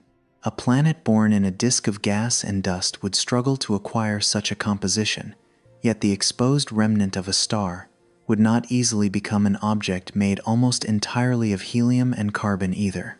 Perhaps the word planet describes only its present mass and shape, without revealing what it once was. To understand where the missing elements have gone, astronomers must consider an even stranger possibility. Perhaps this world was never a planet in the ordinary sense at all. The helium and carbon-rich atmosphere makes the lemon-shaped world difficult to regard as an ordinary planet. Its mass falls within the range of a large gas planet, yet its orbit, shape, and surrounding environment point toward a very different past. Perhaps this object was not born in a disk of gas and dust like Jupiter. Perhaps it was once a true star, far larger than it is today, and was gradually reduced until only a small fraction of its former self remained. Within the Milky Way are binary systems in which a millisecond pulsar orbits very close to a lightweight stellar companion. Astronomers call some of these systems black widow pulsars. The name may sound dramatic, but it comes from a real physical process. The neutron star gradually heats and erodes the companion beside it, almost as though it were destroying the very object that once helped bring it back to life. That story does not begin with destruction. In its early stages, the neutron star may have rotated much more slowly than it does today. After the explosion that created it, the object gradually lost energy through radiation and particle winds. With each passing year, its spin slowed slightly, while the beams that once swept rapidly through space also became less powerful. A companion star still remained nearby. It may have been smaller than the Sun, but it still possessed a thick envelope of gas and continued evolving in its own way. When the two bodies came close enough, the neutron star's gravity began changing the shape of its companion. The outer layers of gas were stretched toward the dense object at the center of the system, like a drop of water slowly leaning toward the rim of an invisible cup. Eventually, the surface of the companion star reached the boundary beyond which its gravity could no longer hold onto material. Gas began spilling through the narrow region between the two objects and flowing toward the neutron star. The stream did not fall directly onto the surface. It carried orbital motion with it, curved into a spiral, and formed a hot disk around the neutron star. Each ring of gas within the disk gradually moved inward. Friction heated the material, while angular momentum was transferred to the neutron star. Every small amount of falling gas changed the rotation rate only slightly, but the process could continue for millions of years. Those tiny changes accumulated, causing the once slow object to begin accelerating again. Over time, the neutron star was spun up from a relatively slow rotation to tens and then hundreds of turns each second. It became a millisecond pulsar, like an old clock being wound once more. The energy did not come from restarting nuclear fusion, but from rotational motion transferred by the companion through the flow of matter. During this stage, the companion star acted as a source of nourishment for the pulsar. It gradually lost gas, while the neutron star gained angular momentum. One object became lighter as the other spun faster. Both were transformed through a relationship so prolonged that no human generation could ever witness it from beginning to end. But the transfer of matter could not continue forever. Once the neutron star was spinning rapidly enough, its magnetic field and radiation became more prominent. Its beams began sweeping through space at intervals of only a few milliseconds, while the pulsar wind streamed outward in the form of extremely energetic particles. A reversal then began within the system. Earlier, matter had flowed from the companion star toward the neutron star. After the pulsar became highly active again, energy from the neutron star began traveling back toward the object that had supplied it with material. The hemisphere facing the pulsar was continuously struck by radiation and fast-moving particles. Its outer gas was heated, expanded, and became increasingly difficult to retain. Some of the material escaped from the surface, no longer falling toward the neutron star in a steady stream, but instead being swept out of the system by the pulsar wind. The star that had once spun up the pulsar began to be eroded by the pulsar itself. This is the image behind the name Black Widow. It does not describe a single violent moment, but a slow loss unfolding over millions or billions of years. Only a tiny amount of material may escape each second, yet cosmic time is long enough for a star to change beyond recognition. The outer hydrogen layers may have disappeared first. Light, heated gas escapes gravity more easily, especially when it is continually exposed to pulsar radiation. As the outer envelope was stripped away, deeper material gradually became exposed. The star's mass declined, weakening its gravity and making it even harder to retain the gas that remained. The process could become self-reinforcing.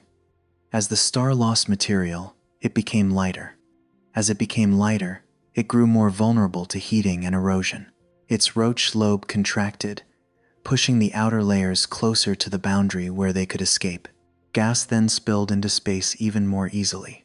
If this process continued for long enough, the companion that had once been a star might be reduced to only part of its core or a very small layer of material. Its mass could fall to roughly that of Jupiter, while its orbit became extremely short and tidal forces stretched its shape. Seen only in the present, such an object could easily be called a planet, even though its path of formation would resemble that of no ordinary planet.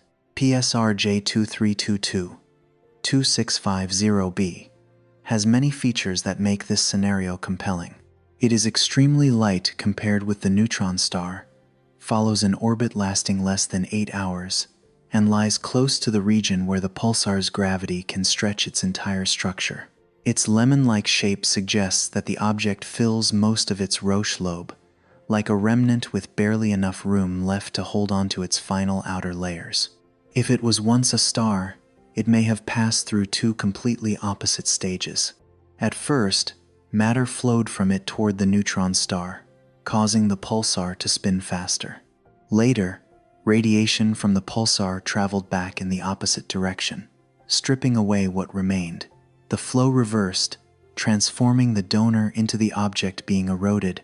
This picture helps explain why the pulsar spins nearly 290 times each second. An old neutron star would struggle to retain such a speed unless it had once received additional angular momentum. It also helps explain why the companion's mass has fallen so low that it lies near the planetary range, even though it moves within a binary system usually associated with stellar remnants. The extremely short orbit also becomes easier to understand. During the exchange of matter and the loss of mass, the distance between the two bodies may have changed. Tidal forces and the motion of the gas stream continuously altered the orbit. Over immense spans of time, the companion may have become trapped in a path very close to the neutron star, where an entire year lasts only a few hours. The Black Widow scenario also fits the intensely heated day side. The pulsar does not cast gentle light like the sun, but strikes the atmosphere with high-energy radiation and particle winds.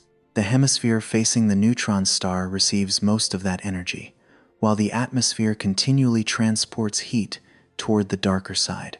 This is precisely the kind of environment that could drive material away from a light and tidally stretched object. Some other Black Widow systems show clouds of gas surrounding the orbit, sometimes blocking the pulsar's radio signal. When the beam passes through material stripped from the companion star, the signal may weaken or disappear during part of the orbit. These eclipses resemble the trace of a gaseous tail being drawn away from the smaller object. In this system, the present rate of mass loss has not been determined as clearly as it has in some typical black widow systems. The most intense period of erosion may have ended long ago, leaving behind a relatively stable object. Or gas may still be escaping, but at a low rate or in a direction that is difficult to detect from Earth. Even so, a history of mass loss remains a reasonable path toward explaining the object's current shape and mass. A world born like Jupiter would have difficulty appearing naturally in such an extremely close orbit around a pulsar after a supernova explosion. A companion star reduced in size within the system does not face the same problem. It was already there, took part in the evolution of the neutron star, and gradually changed in the very region where it is found today. Yet the deeper we look into the atmosphere, the less complete the Black Widow story becomes. A star stripped of its outer layers should not leave behind only helium and carbon in the way the spectrum seems to suggest. Within a stellar core, carbon does not usually appear alone. Oxygen is produced during closely related stages, while nitrogen may remain in layers that once underwent earlier nuclear reactions. If the present object is the remnant of a star, models generally predict that a significant amount of oxygen should accompany the carbon. Nitrogen may be less abundant depending on which layers were exposed, but it is difficult for both oxygen and nitrogen to be as faint as current observations suggest. The stripping scenario explains how a star could become small, but not why the material left behind would have such an unusual composition. Pulsar radiation may have altered more than the object's mass. It may also have changed the elemental proportions over time. Different atmospheric layers do not escape at the same rate. Some substances may be heated and driven away more quickly, while heavier components remain behind. Carbon and oxygen, however, have similar atomic masses, making it difficult for a simple escape process to preserve carbon while removing most of the oxygen. A deeper process inside the object may have separated them. As the interior cooled and crystallized, carbon may have risen while oxygen remained trapped in lower layers. Combined with billions of years of erosion, that separation could gradually have made the outer atmosphere richer in carbon. But nitrogen still has no clear place in the story, and the extreme elemental ratios have not yet been reproduced in full. The Black Widow scenario, therefore, resembles a path that comes very close to the answer, but stops before the final door. It explains why the pulsar spins so rapidly, because the companion once transferred matter and angular momentum to the neutron star. It explains why the present object has only about the mass of a planet, because radiation and particle winds eroded it over a very long time. Its short orbit, elongated shape, and strong contrast in heating between the two hemispheres all fit a remnant surviving close to a pulsar. But once James Webb spreads the light into a spectrum, that story is no longer enough. The remains of a star should carry different chemical signatures. Oxygen and nitrogen should not be so quiet, while carbon appears clearly in the form of C2 and C3. Perhaps the lemon-shaped world is not the result of an ordinary Black Widow scenario. It may have begun as a special kind of star, or passed through a rare evolutionary stage before losing its outer layers. The neutron star may once have merged with another object, creating a new disk of material from which a second-generation companion later formed. It is also possible that the present spectrum reveals only the upper atmosphere, while the deeper composition remains hidden. Each possibility preserves part of the story, but none explains everything. If we consider only the orbit and mass, the remnant of a star eroded by a pulsar is a very natural answer. If we consider only the atmosphere, the object resembles a carbon-rich world with no known equivalent. The two sets of evidence seem to tell different stories about the same body. Perhaps they do not truly conflict. A star stripped of its outer layers may continue changing chemically after its mass has fallen. The interior crystallizes. Over time, The remnant becomes something that no longer resembles the star from which it came. Yet it does not become a planet in the ordinary sense either. It remains somewhere between the two categories, carrying the mass of a planet while preserving the memory of a binary star system. Today, the lighthouse still spins nearly 290 times each second. Beside it, the companion continues completing an orbit in less than 8 hours. One object carries a speed that may have been given to it by a stream of gas in the past. The other carries a small mass that may be the consequence of that same exchange.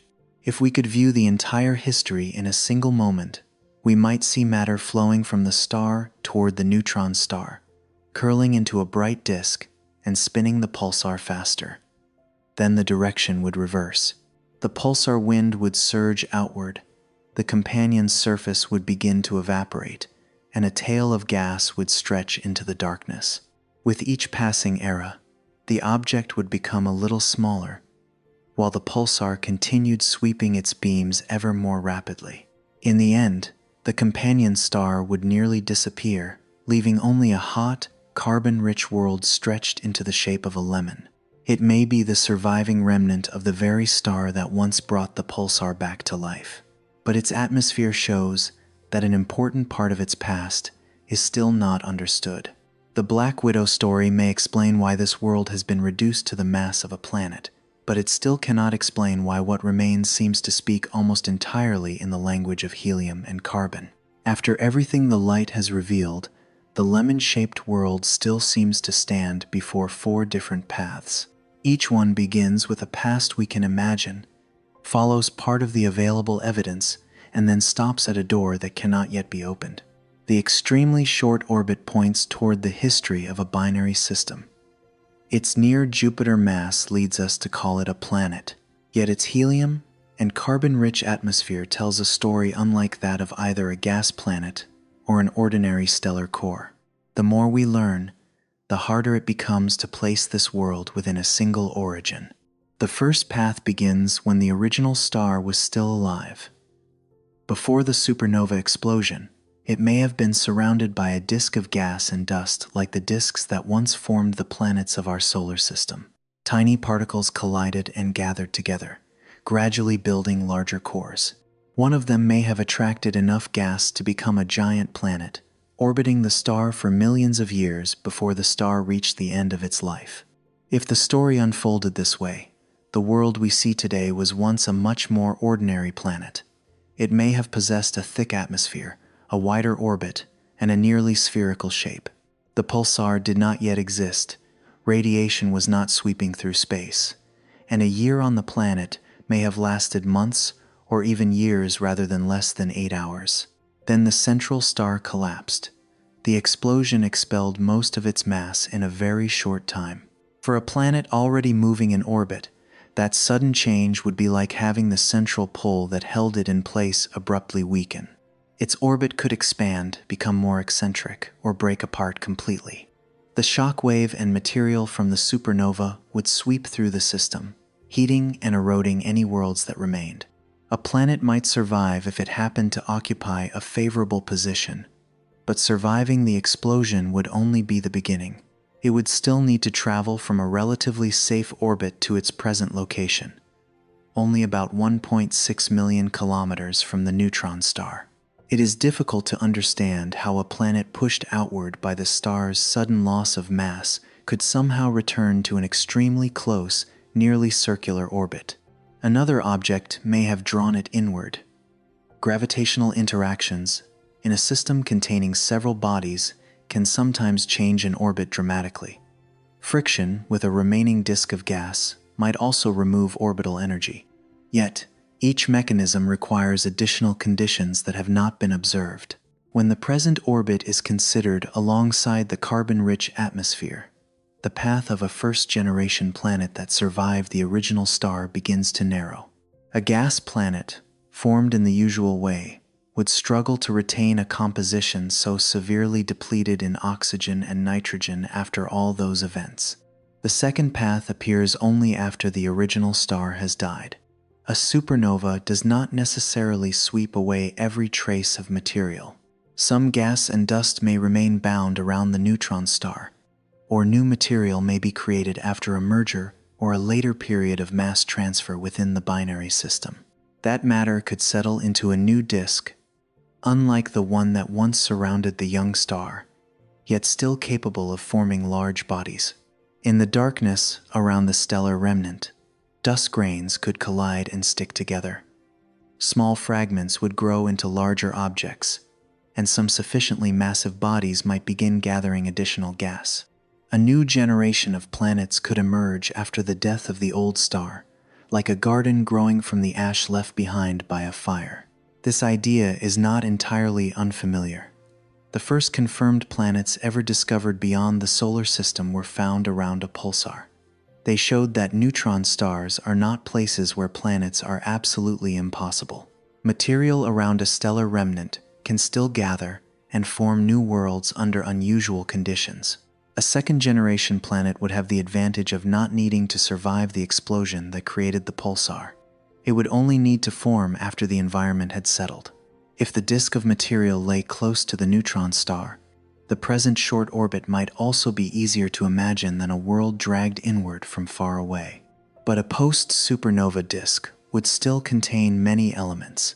It might include carbon, oxygen, silicon, iron, and other materials forged inside the former star. It remains difficult to explain how a planet could form from that mixture and end up with an atmosphere dominated almost entirely by helium and carbon. Oxygen should not disappear completely simply because the planet belongs to a second generation. Nitrogen would not be easily removed from all of the original material either. The orbit may fit better, but the chemistry does not. The second path can bring the world close to the pulsar, yet it cannot fully lead us to the atmosphere observed by James Webb. The third path is the story most clearly represented by Black Widow systems. In this scenario, the present object did not begin as a planet at all. It was once a much more massive companion star, moving beside the neutron star within a tightly bound binary system. Over time, gas flowed from the star toward the neutron star.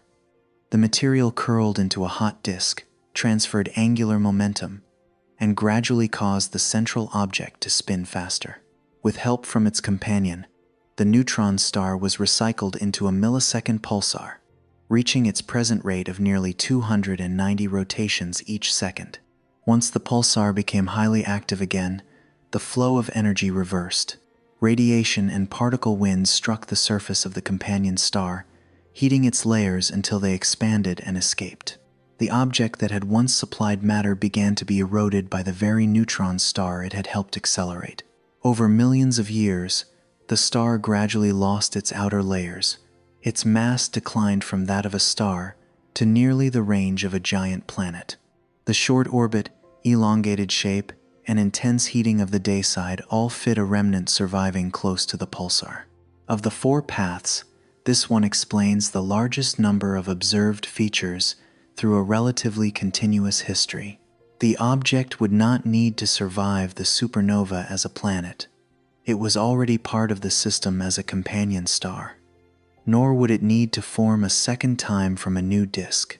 Its present low mass would be the result of prolonged material loss, while the pulsar's rapid rotation would remain as a memory of the era when matter flowed in the opposite direction. Yet the exposed core of a stripped star should not become chemically simple to such an extreme degree. Carbon may be present, and helium may dominate, but oxygen and nitrogen should not disappear so easily. A star that has undergone nuclear reactions in its core and surrounding layers should leave behind a wider range of elements. When Webb's spectrum is placed within the Black Widow story, a major gap remains exactly where the chemical composition must be explained. The third path brings us very close to the door, but the key does not fit the lock. The final path does not change the object's original origin, but instead changes what happened deep inside it afterward. Over a long period, the interior may have cooled and begun to crystallize. Under immense pressure, carbon and oxygen would not necessarily remain evenly mixed. Some phases of matter might retain more oxygen, while carbon becomes concentrated within different structures. If the carbon-rich material were lighter, it could gradually rise through the interior. Convective motion might carry carbon into the helium-rich region near the atmosphere. Oxygen would remain trapped deeper below, causing the outer layers to become increasingly different from the overall composition of the object. This process could create a carbon-rich atmosphere without requiring the world to have formed from an extremely unusual mixture in the beginning. It is also consistent with the possibility that carbon may form crystals under high pressure. Although there is still no direct evidence of diamonds or crystalline rain within the interior. But crystallization only moves elements from one place to another. It does not fully explain why the amount of visible oxygen is so low, nor does it reveal where the nitrogen has gone. If oxygen is hidden deep inside, a model must show that it can remain trapped there efficiently over immense spans of time. Nitrogen would not necessarily take part in the same process, so its absence would still require a separate mechanism. The fourth path may add to the Black Widow story rather than replace it. A star could first be stripped down to its core, after which the interior crystallized and carried carbon upward. These two processes occurring in sequence might come closer to producing the present composition. Yet even when combined, the models still cannot reproduce every observed detail. The four paths are therefore not entirely separate. A world might begin along one, and later move on to another. It may once have been a companion star, lost its outer layers to the pulsar, and then undergone crystallization deep within. Or a second-generation object may have formed from a carbon-rich disk before continuing to lose gas beneath the neutron star's radiation. The true history may be a combination of several stages that we currently understand only in isolation. The difficulty is that the more steps a model includes, the more special conditions it requires. A successful explanation must do more than produce carbon. It must also reduce the object to nearly Jupiter's mass, place it in an orbit lasting less than 8 hours, spin up the pulsar, stretch the world into a lemon-like shape, and remove almost every visible trace of oxygen and nitrogen at the same time. No path can yet accomplish all of this. The first-generation planet scenario struggles with the need to survive a supernova and later enter an extremely close orbit. A second-generation planet is easier to imagine in its present location, but it does not naturally produce the observed chemistry. The Black Widow scenario explains the mass, orbit, and pulsar rotation well, yet leaves behind a core with the wrong predicted composition. Crystallization can carry carbon into the atmosphere, but it cannot fully make oxygen and nitrogen disappear. The mystery does not exist because astronomers lack ideas. It exists because every idea explains one part remarkably well, and then fails at the next.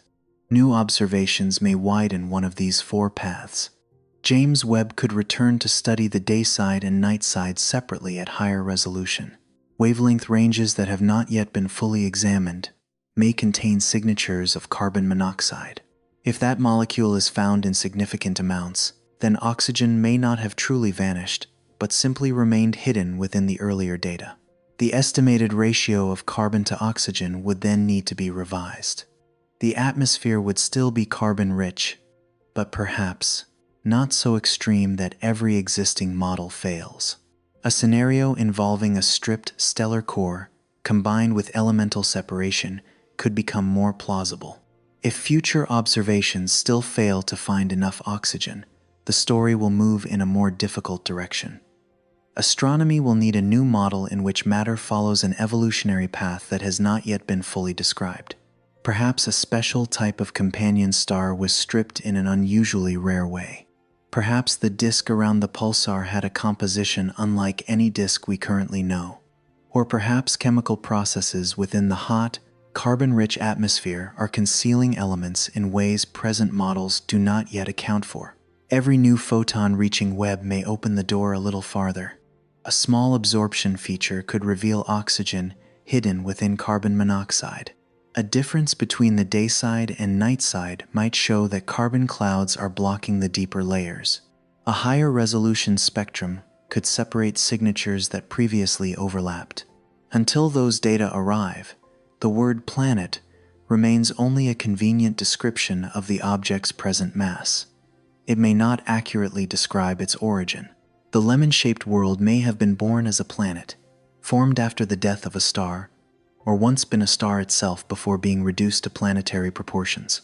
It may also occupy a space between the categories humans use to organize the universe.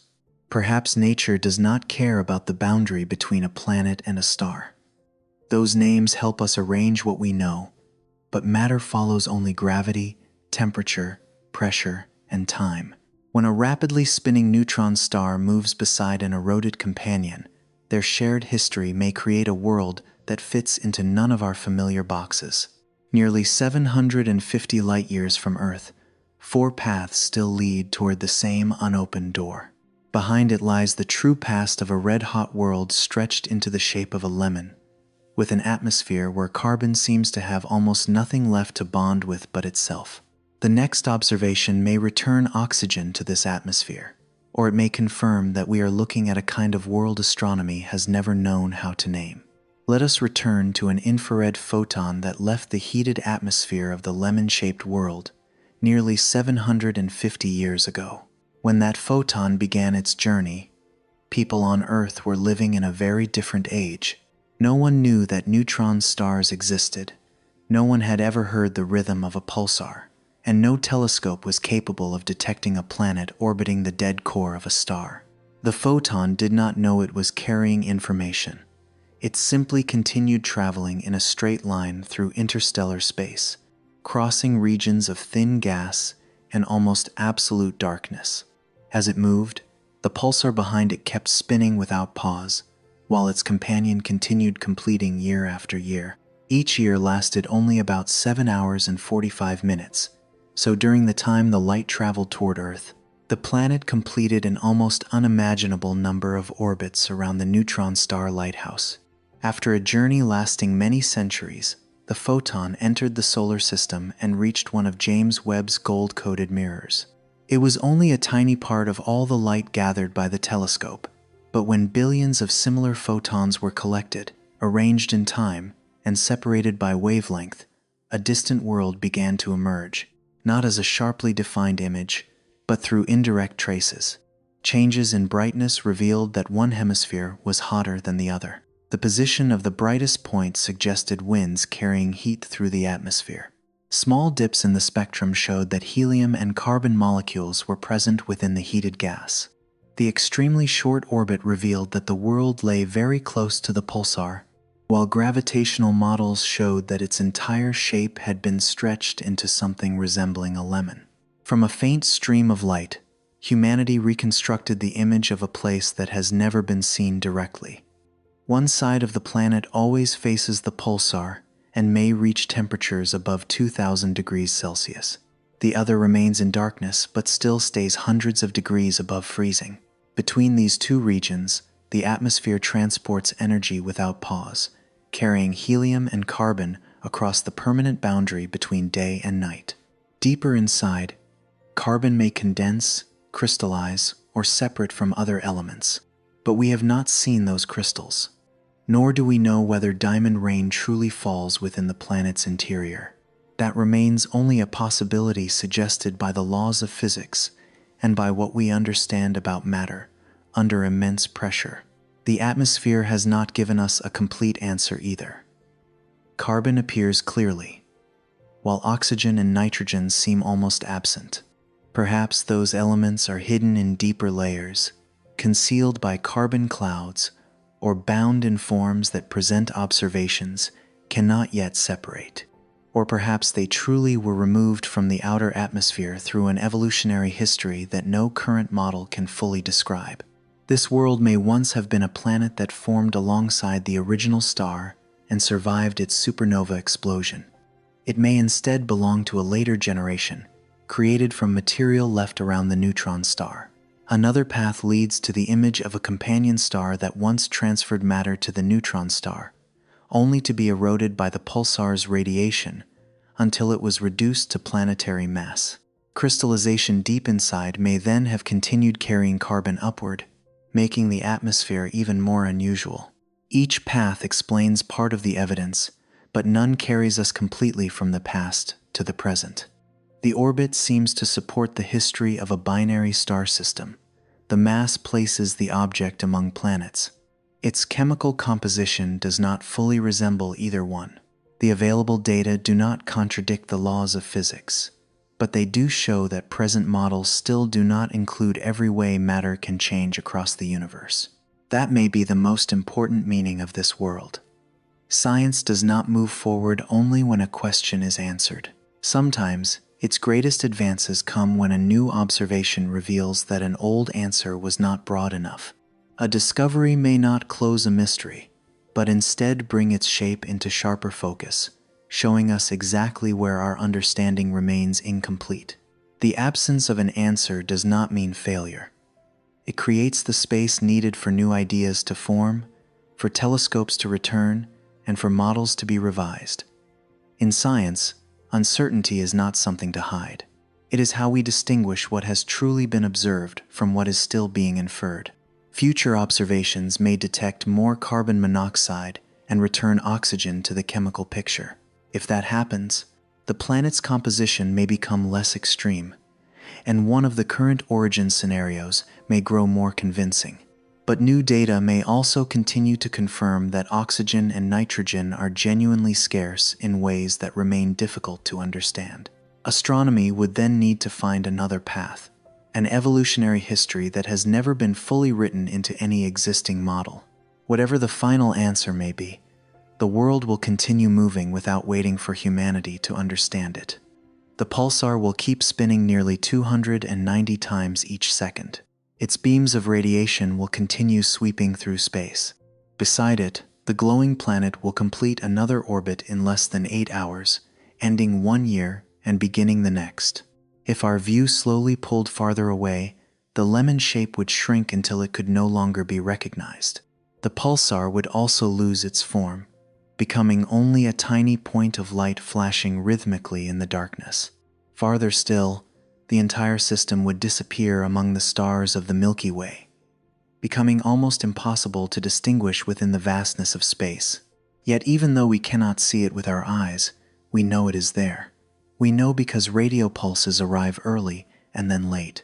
We know because infrared photons have crossed nearly 750 light-years. We know because we have learned to read variations so small that they nearly disappear into the noise of the universe. Perhaps that is the deeper message left by this world. Not everything must be explained immediately in order to have meaning. Some questions need to remain with us for a while, not because humanity lacks ability, but because nature is broader and more complex than any simple answer.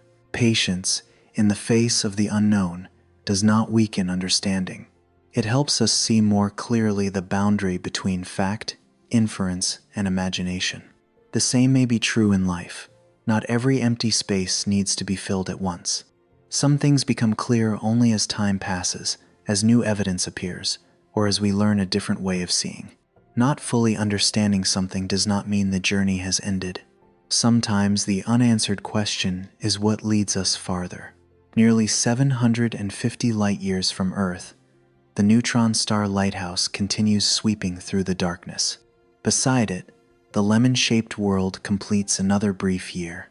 We still do not know with certainty how it was born, whether it began as a planet or once existed as a star, or why its atmosphere now seems to contain almost nothing but helium and carbon.